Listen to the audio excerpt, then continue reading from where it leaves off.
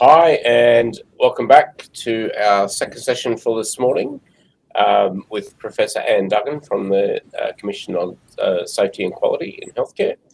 And introducing this session is Joanne Fitzgerald, Executive Director of Policy and Classification here at IPA. I introduced her yesterday, so I'm not going to run through her extensive and impressive bio again. I will hand straight over to you, Joan. Thanks. Thank you, James. They have given me another shot at chairing a session, which is very brave considering my performance yesterday. Hopefully I do better with the technology in this session. So it gives me great pleasure to introduce our next presentation, presented by Professor Anne Duggan, who, as James said, is from the Australian in Healthcare. Professor Duggan is the Chief Medical Officer there. And her presentation is about healthcare variation and the National Health Reform Agreement Addendum, and particularly focusing on preventable hospitalisations. Professor Duggan is a highly respected gastroenterologist with significant operational and leadership experience in an array of health things. She's also Conjoint Professor, School of Medicine and Public Health at the University of Newcastle. Since September 21, Professor Duggan is the chair of the new Australian Government Medicare Benefits Schedule Review Advisory Committee, and as of November, as a member of the expert panel of the Australian Health Practitioner Regulation Agency and Medical Board of Australia review of the regulation of health practitioners in cosmetic surgery. We hope you enjoy your presentation. Well, thank you for that very kind introduction and for the invitation to talk this morning. You've just heard a fantastic presentation from Paul Glazio on overdiagnosis, and I'd suggest to you that there are huge opportunity costs of addressing overdiagnosis, because we really do have a problem with unwarranted variation, and if we freed up resources, thinking time and work time to address variation, we'd make huge advances. I want to talk particularly about potentially preventable hospitalisations and the opportunity we have now with the NHRA Addendum to make huge inroads into this. So the National Health Reform Agreement Addendum for 2020 to 2025 has a focus on national long-term health reforms. And these reforms, if done well, are going to make a huge difference to patient care, to improve patient outcomes, to efficiency of the system. But what we need to be thinking about is funding reforms that can underpin this and drive this change. You can see from the wheel on the right that to do this, the first step is we really must integrate our healthcare system better. Now, we'd all agree that we live in one of the best health systems in the world. We have access to the latest evidence and specialists, not only specialists, but subspecialists. But one of the prices we pay for that, if we don't think about it and aren't careful about it, is that we disintegrate the system. So if we build back an integrated system, and in particular where we have the GP and the GP practice as the coordinator of the care, and support consumers to be active participants in their care, then I think we're going to make huge inroads. Now, the NHRA Addendum 2020-2025 does ask the Commission, IPA and the Administrator to advise the Council of Australian Government's Health Council on options for a further development of safety and quality related reforms, including examining ways that avoidable and preventable hospitalisations can be reduced through changes to the addendum. Why do we need to do this? Well, I think it's pretty clear that we have a problem with potentially preventable hospitalisations. There's good data from the Atlas, and I will show you that in a minute. But if you take a high-level view, it's quite clear that many people each year are being admitted to hospital, potentially unnecessarily. So most recent data says it's about 750,000 potentially preventable hospitalisations per annum. Now, if you look at the wheel on the right, it's quite clear that almost 50% of those PPHs are related to just 5 conditions: kidney and urinary tract infections, cellulitis, heart failure, diabetes, and chronic obstructive pulmonary disease. Now that 2.1 billion you see there is not the total cost of PPH, that's just the annual cost for those 5, less than 50%. So we have a great problem that needs fixing, and if you look at the evidence in terms of the way we're currently doing it, it's not working. So if you look at the last 5 years for these 5 conditions, for each of them you see no improvement but a deterioration. So for heart failure, recent data shows that it's 63,400 hospitalisations, which over a 5-year period is a 14% increase, giving a rate of 203 per 100,000 members of the population at a rate rise of 5%.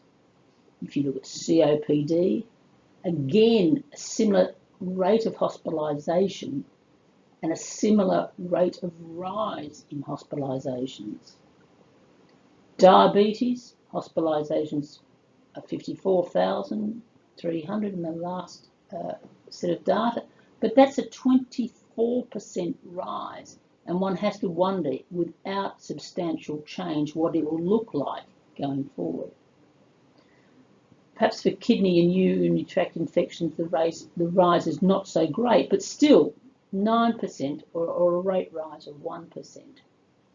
And for cellulitis, again, substantial number of hospitalisations and substantial rise in the rate of hospitalisation.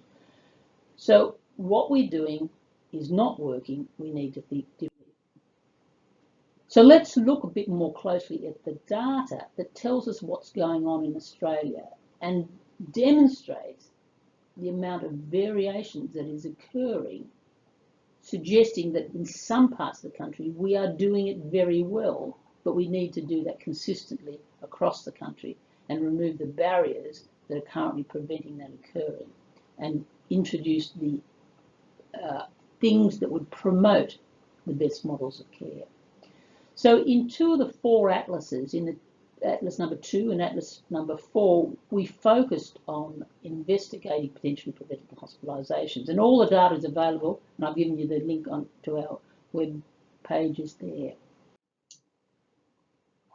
Let me walk you through our methodology, and it'll indicate how we've been able to provide some very useful data to investigate this problem of PPH. So first, in terms of place of residence, unlike many atlases across the world, we've analysed the data by where people live, not by where they receive care. And I think that's a really important approach for a country where we have the tyranny of distance. So we're not measuring health service performance, we're measuring what consumers receive and whether they are being provided appropriate care. The second aspect is we've done geographical analysis down to the level where we can get the most data. So we've used what we call statistical areas, and we've used statistical area 3. There are 340 odd SA3s across the country, and that's populations between 30,000 and 130,000. As you can imagine, SA3s are quite geographically large in rural remote areas, but quite small in capital cities where the population is much more dense. The third key thing we've done is we've standardised the data by age and sex, so that enables fair comparison between areas which may have different age or gender distributions. Once you've age and sex standardised, as you know, it's a valid comparison. So let me take you through chronic obstructive pulmonary disease. Here you have a map of Australia, and you can see those different areas of colour indicate SA3s. Now, the other thing you'll see is that we've taken all the SA3s and we've put them into deciles according to the rate of hospitalisation. And we've given them a colour. So dark blue are the SA3s where the rates of hospitalisation are the highest, and it goes down to a light blue and then a yellow where the rates of hospitalisation are the lowest. So if you look at the most dark area, the rates of hospitalisation, the top decile is between 457 per 100,000 to 2,587 per 100,000. In stark contrast with the SA3, where the lowest rates of hospitalisation are occurring, and that's about 56 to 137 per 100,000. If you look at the map, it's quite clear the highest rates of hospitalisation for COPD are occurring in rural and remote Australia. If you look and compare the rates from the highest to the lowest, the variation is 18-fold. We were able to further analyse the data to see what the rate was for Aboriginal and Torres Strait Islanders people compared to non-Aboriginal and Torres Strait Islander people, and the rate was 4.8 times higher. We were also able to break the data down in other ways to give us more data about what's happening between regions and what's happening between socio-economic groups. Now, from the previous map, you can't quite see, because the SA3s are so small, what's happening in the capital cities. But if you look at this, you can see that yellow is the predominant colour around our capital cities, suggesting that there are ways to manage chronic obstructive pulmonary disease that can avoid hospitalisation. Similar picture for the other capital cities. So what we really want to do going forward is to understand how we actually can reduce hospitalisations and roll it out across the country and develop funding models that promote best practice. I'll give you just two other diagrams that are in our atlases that give us more information. So across the top here, you're seeing data for each of the states. You're seeing their highest, if you look at, for example, New South Wales, you're seeing the highest rate, the state average, the lowest rate, and the total number of hospitalisations. Then below that on the graph, each blue dot is an SA3, so you can see the range from highest to lowest, and you can see the clustering, and you can also see across the horizontal bar the national rate. That is by no means the desirable rate. It's purely what is currently the national average. So we provide this data to be of use to PHNs, to local health services, and to local GPs to know how they're travelling. The other data I want to draw to your attention is this graph, which, as you can see across the top, is the level of remoteness from major cities to remote, and within each of those regions we've broken the data down according to socio-economic status, from the low SES or SES1 on the left to 5 on the right for each of those regions. And what you can see from this diagram is quite clearly that the burden of disease and its management in terms of hospitalisation falls on the lowest SES, no matter whether you are in metropolitan or in rural and remote areas. Let's just briefly look at another preventable hospitalisation, and that's kidney and urinary tract infections. A similar pattern, rural and remote Australia, not as large an element of variation, but it's a over six-fold variation, and a higher rate again for Aboriginal and Torres Strait Islanders. Again, we see predominantly in the metropolitan areas much lower rates, although in Queensland around Brisbane there seems to be higher rates, suggesting the epidemiology of disease may be different, or the approach to management of these problems may be different to other states and other capital cities. And that's just the other capital cities there for you. And here again is the data broken down by state and territory, showing the range and the marked range we're seeing in WA and NT, which I think reflects the tyranny distance. Again, in this diagram, you're seeing yet again a trend for higher rates among lower socioeconomic groups, no matter whether they're in metropolitan areas or in remote areas or regional areas. So looking at healthcare variation in relation to potentially preventable hospitalisation is very important. Variation has been looked at for many years across many countries. And what is quite clear is that when you see variation that is marked, there's an element that's totally unwarranted. I don't think I have to try too hard to demonstrate with potentially preventable hospitalisations that there's a large amount of unwarranted variation because the size of the variation is so marked. Now, unwarranted variation is not related to patient need or preference. There will be variation due to different socioeconomic factors and the social determinants of health. But what unwarranted variation is signaling, and quite clearly signaling in this case, inappropriate care and insufficient use of resources.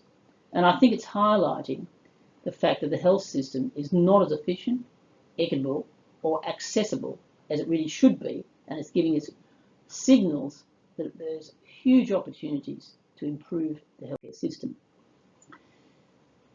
Now, I've just listed some of the relevant clinical guidelines that should be guiding practice and that we should be working out ways to get into practice. But as you can probably already know, to do that, we need a much more integrated system.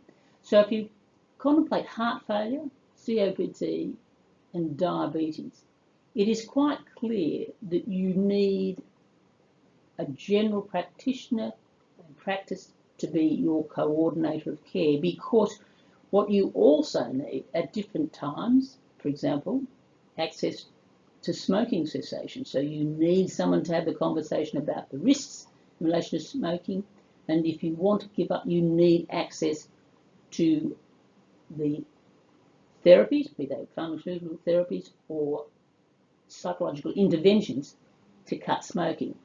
Now, we know that for heart failure, COPD and diabetes, that's a major factor. And we know currently that 1/3 of people with COPD are still smoking.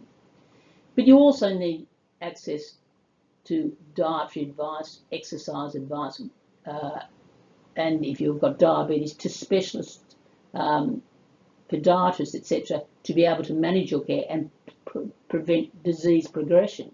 You also need access to heart failure nurses, to respiratory failure nurses, to pharmacists, to specialists to be able to prevent disease progression. So what we clearly need is to be funding according to a mechanism that promotes that integrated care, which has been shown by the evidence that lies behind these guidelines, makes a huge difference. So if you take COPD, for example, those attending a respiratory rehabilitation clinic will have 1/3 less, fewer exacerbations. Patients who have access to a GP or a pharmacy to get their flu vaccine will have 1/3 fewer exacerbations compared to those who don't. So I think you'll agree that the addendum focusing on national long-term health reforms has huge benefits to drive integrated health systems, which will have huge benefits for patients and huge benefits for the system in freeing up what are currently underutilised resources. And I think we can get more bangs for our bucks by using different models. So in summary, the PPHs are an NHRA indicator and include hospitalisations that may have been prevented by appropriate management early in the disease. The rate of PPHs in a local area is likely to reflect socio-demographic factors as well as the quality of disease management. High hospitalisations and substantial variations show that recommended care is not always currently being provided for people with chronic conditions. And I think most importantly of all, even with significant funding provided through a Medicare system to better coordinate primary care for people with chronic diseases. There will still be fragmented care contributing to suboptimal management. We need a mechanism to ensure nationally we have implemented agreed care guidelines and models of care. So the answer, I think, is to embed evidence-based guidelines and structured programs to align new funding models with best practice guidelines, and to use whatever model works best, be it bundled payments, capitation payments, or regionally coordinated service responses. And this is work yet to be done, but is important work. But we need to support this measurement through enhanced data collection and reporting, and we need to improve the identification of patient cohorts and specific health profiles to ensure we've got accurate diagnosis.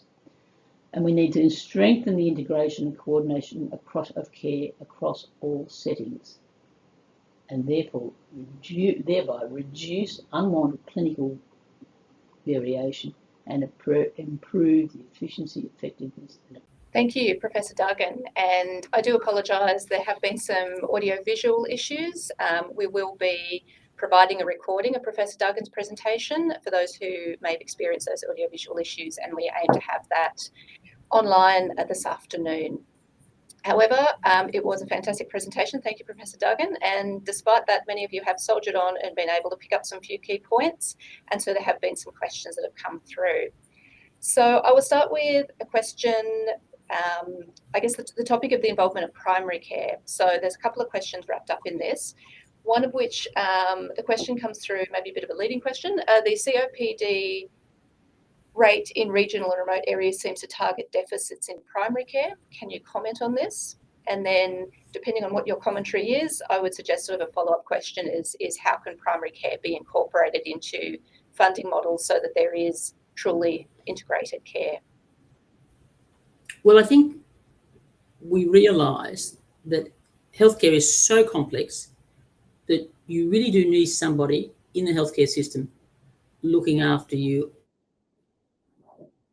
So the practitioner plays a pivotal role, particularly as we move into, as I said, a very complex healthcare system where there are a number of specialists who might get involved in your care and where chronic diseases are becoming more common and we are living longer. Now, I think there's no doubt that we have a preponderance per head of population of general practitioners along our coastline and in our metropolitan cities. So there's no doubt there is a deficit in remote areas, and we do need more general practitioners there. I think telehealth isn't going to make some difference, but I don't think it's the long-term difference. I think we certainly need to think about how we support general practitioners in regional remote areas. I think there are great opportunities to think about how we do that, not just by providing service to consumers via telehealth, but I've always thought that one of the opportunities telehealth provides is to provide education to general practitioners so the general practitioner and people don't have to. I think there are models that we need to think about and do more, but I do believe that we should encourage more people to live regionally and remotely and work there. And what do they need to be able to visit schools or what to help that? But I suspect it's a very rewarding career in many ways because you are truly a generalist. To repeat your second question. Oh, it was about how primary care can be incorporated into funding models to truly achieve integrated care.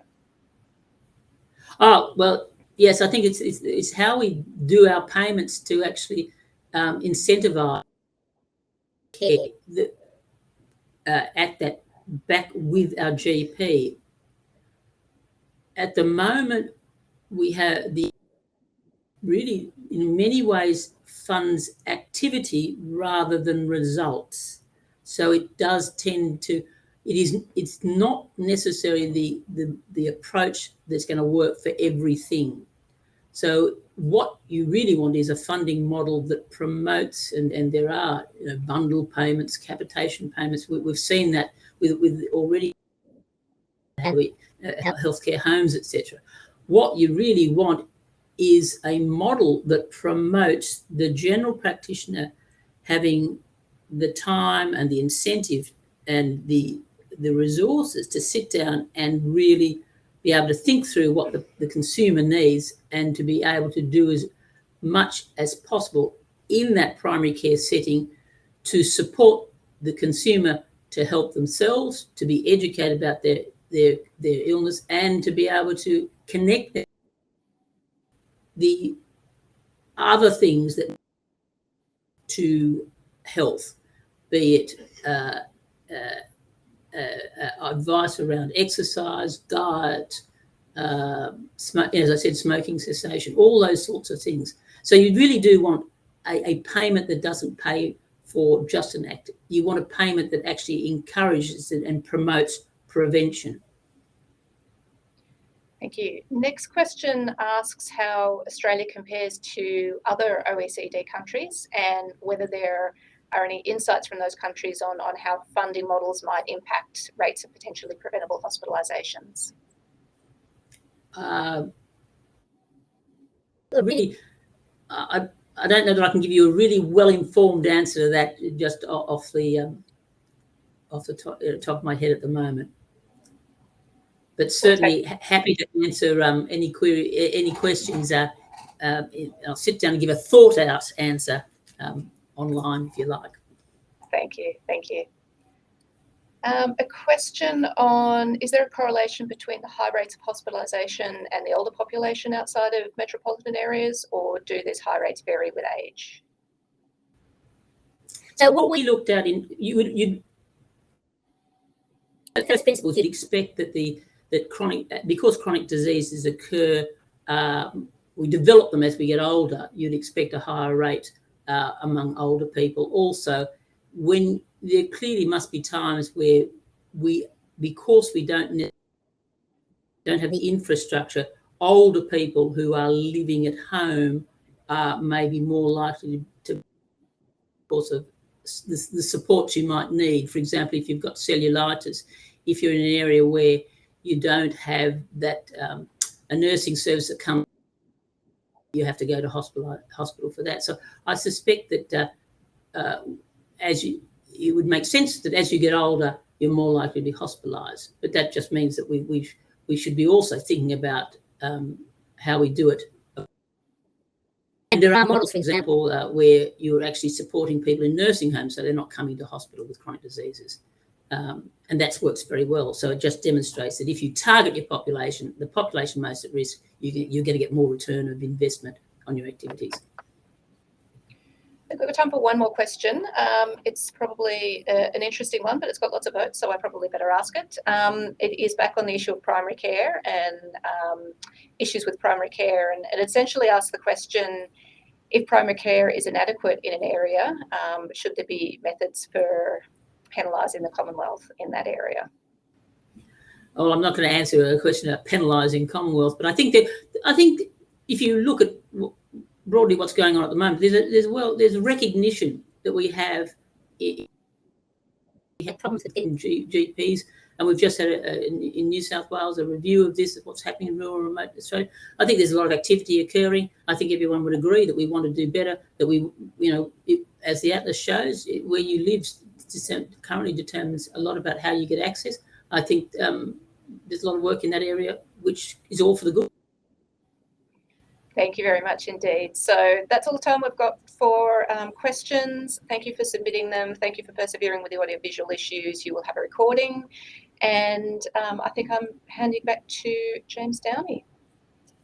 Thanks, Joe. Thanks, Anne. That was a fantastic discussion, and thanks for all the questions. So I'm now giving you a 15-minute break, but before you leave your desk, can you please share your feedback with us in the short survey, and we'll see you back in 15 minutes for the concurrent Q&A streams. Thanks very much.